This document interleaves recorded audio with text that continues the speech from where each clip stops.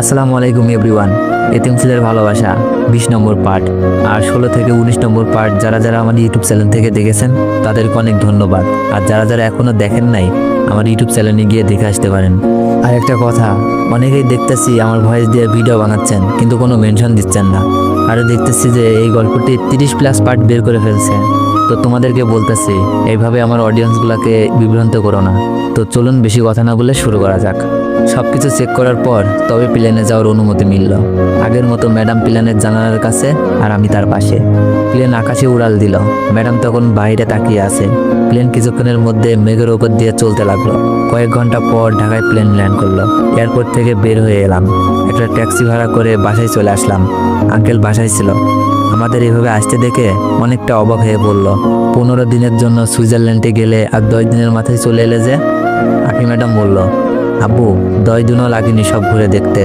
তাছাড়া তোমাকে অনেক মিস করছি, থেকে আর কি করব, তাই চলে এলাম। আঙ্কেল বলল, অনেক জার্নি করে এসেছো, তোমরা রুমে গিয়ে বিশ্রাম করো। আমরা আর কথা না বাড়িয়ে রুমে চলে আসলাম। খুব ঘুম পাচ্ছে, তাই ব্যাগপত্র রেখেই বিছানায় গায়ে এলিয়ে দিলাম। ম্যাডামও মানা করলো না। ভালোই হলো, এখন শান্তিতে ঘুমাতে পারবো। কখন ঘুমিয়ে পড়ছি টেরও পাইনি। হঠাৎ মুখের ওপর ভেজা কিছুর অনুভব করলাম। চোখ খুলে দেখি ম্যাডাম একটা পানির মগ হাতে নিয়ে দাঁড়িয়ে আছে। আমি বললাম, আমাকে পানি দিলেন কেন? ম্যাডাম বলল, ইচ্ছে হয়েছে দিছি, কি করবি? আমি বললাম, অনেক কিছুই তো করতে ইচ্ছে করছে। ম্যাডাম বলল, তুই যে ভীতু, কিছুই করতে পারবি না। এই কথা শুনে মাথা গরম হয়ে গেল। ম্যাডামের এক হাত ধরে একটা টান দিলাম। আচমকা টানে ম্যাডাম আমার উপর এসে পড়ল। আমি ম্যাডামকে জড়িয়ে ধরে বললাম, ম্যাডাম এখন তাহলে সাহসের পরীক্ষা দিই। ম্যাডাম আমতা আমতা করে বলল, ওই কিছু করবি না। আমি বললাম, কিছুতে একটা করতেই হবে, না হলে আবার আমাকে ভীতু বলবেন। বলে ম্যাডামের কাপা ঠোঁটে ঠোঁট মিলিয়ে দিলাম। 2 মিনিট পর ম্যাডামকে একটু দম দিয়ে আবার কিস করলাম। চোখ খুলে তাকিয়ে দেখি ম্যাডাম চোখ বন্ধ করে আছে। ম্যাডামের নাকে একটা টোকা দিয়ে বললাম, এত লজ্জা পেতে হবে না, চোখ খোলেন। ম্যাডাম চোখ খুলে তাকালো। আমি চোখ মেরে বললাম, সাহস কি আরেকটু দেখাবো? ম্যাডাম আমাকে ধাক্কা দিয়ে সরিয়ে দিয়ে দৌড়ে রুম থেকে পালালো। আমি ম্যাডামের লজ্জা পাওয়া দেখে হাসতে লাগলাম। ফ্রেশ হয়ে এসে দেখি ফয়সাল কল দিয়েছে। হ্যালো, শালা বউ পেয়ে বন্ধুদের ভুলে গেছিস? আমি বললাম, আরে ভুলিনি। ফয়সাল বলল, বুঝি, আর মিথ্যা বলতে হবে না। আমি বললাম, তারপর বল কেমন আছিস? ফয়সাল বলল, এই তো আলহামদুলিল্লাহ, তুই? এই তো আলহামদুলিল্লাহ। ফয়সাল বলল, কাল কি কলেজে আসবি? আমি বললাম, আসবো। ফয়সাল বলল, আচ্ছা তাহলে কলেজে গিয়ে কথা হবে। রাতে খাবার পর আঙ্কেলের জন্য আনা ঘড়িটি দিলাম। আঙ্কেল অনেক খুশি হলো। খাবার শেষ করে রুমে শুয়ে আছি, এমন সময় ম্যাডাম এলো। আমি ওর দিকে তাকালাম। ওর চোখে দুষ্টুমি। নিজেকে কন্ট্রোল করলাম যাতে ম্যাডামের উপর প্রেমে না পড়ি, কারণ ম্যাডাম তো বলেছে 1 বছর পর ও আমাকে ডিভোর্স দিবে। শুধু শুধু মায়া বাড়ানোর কোনো মানে হয় না। আমি কোনো কথা না বলে কাক ফিরে শুয়ে পড়লাম। ম্যাডামও কথা বলল না। সকালে ঘুম থেকে উঠে ফ্রেশ হয়ে এলাম। অনেকদিন কলেজে যাই না, আজকে কলেজে যেতে হবে। রেডি হয়ে বের হয়েছি, এমন সময় দেখে আঁকি ম্যাডামও বের হলো। আমি একটা রিক্সা ডাক দিলাম। রিক্সাওয়ালা গেটের সামনে এসে থামলো। আমি রিক্সায় বসে পড়লাম। এমন সময় ম্যাডাম এসে আমার পাশে বসে পড়ল। আমি বললাম, আপনি তো গাড়ি নিয়ে যাবেন, রিক্সায় কেন উঠলেন? ম্যাডাম বলল, তোর সাথে যাব তাই। আমি বললাম, আমার সাথে কেন? ম্যাডাম বলল, ইচ্ছে হয়েছে, তোর কোনো অসুবিধা হলে বল। ওনার যখন ইচ্ছে যা ইচ্ছে তাই জোর করে করবে, আমার কিছু বলার অধিকারও নেই।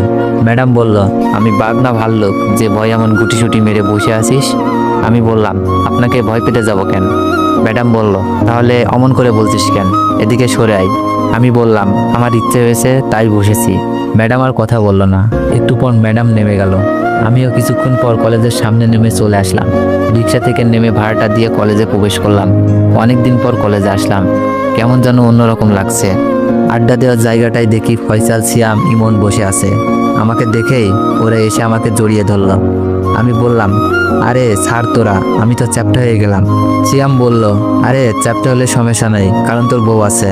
আমি বললাম, শালা আমার বউ এমন দেখলে আমাকে পিটাবে, ছাড় বলছি। ওরা সবাই ছেড়ে দিল। আমি হাফ ছেড়ে বাঁচলাম। ইমন বলল, হানিমুন কেমন কাটলো?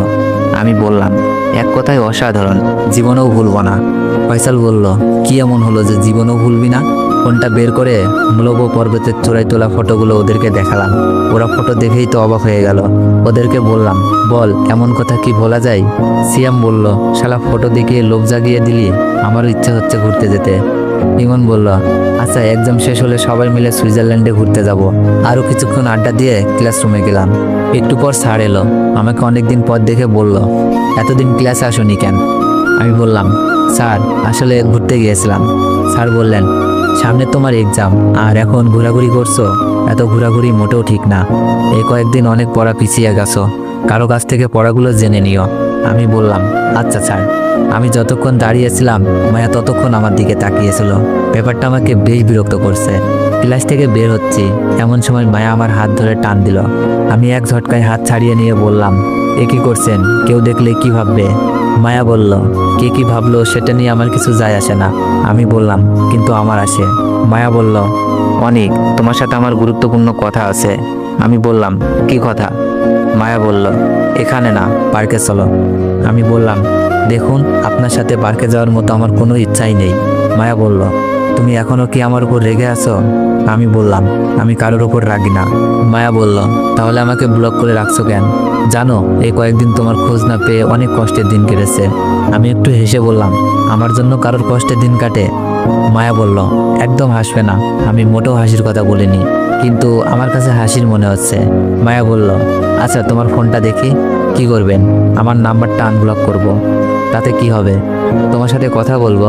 আমার সাথে কথা বলে কি লাভ? অনেক কিছু, সেটা তোমাকে বুঝতে হবে না। আমি বললাম, আচ্ছা আমার যে বিয়ে হয়েছে এটা জানেন? আমার কথা শুনে মায়া যেন 440 ভোল্টেজে শক খেলো। ওর চোখে প্রায় পানি চলে এসেছে। আমি বললাম, কি হলো? চুপ কেন? অবাক হয়েছেন তাই না? মায়া বলল, সত্যি কি তোমার বিয়ে হয়েছে? কান্না ভেজে কণ্ঠে জিজ্ঞেস করলো। আমি বললাম, হয়েছে। মায়া বলল, আমাকে জানালে না কেন? আমি বললাম, আপনি তখন আতিকের প্রেমে হাবিডুবু খাচ্ছিলেন, জানালেও তো লাভ হতো না। আসলে জীবনে কখন কি হয় কেউ বলতে পারে না। ইচ্ছে ছিল একজনকে নিয়ে ঘর বাঁধবো, কিন্তু সে তো আমাকে ভালোবাসতো না, তাই বাধ্য হয়ে আরেকজনকে বিয়ে করতে হলো। মায়া বলল, তা তোমার বউটাকে? আমি বললাম, আপনি চেনেন তাকে, ওর নাম আখি। মায়া বলল, আখির তো বয়ফ্রেন্ড ছিল, তার কি হলো? আমি বললাম, সে নেই জন্যই তো আমাকে বলির পাঠা বানালো। মায়া বলল, কি হয়েছে ওর? আমি বললাম, এত কিছু বলতে ভালো লাগছে না, আস্তে আস্তে সব জানবেন।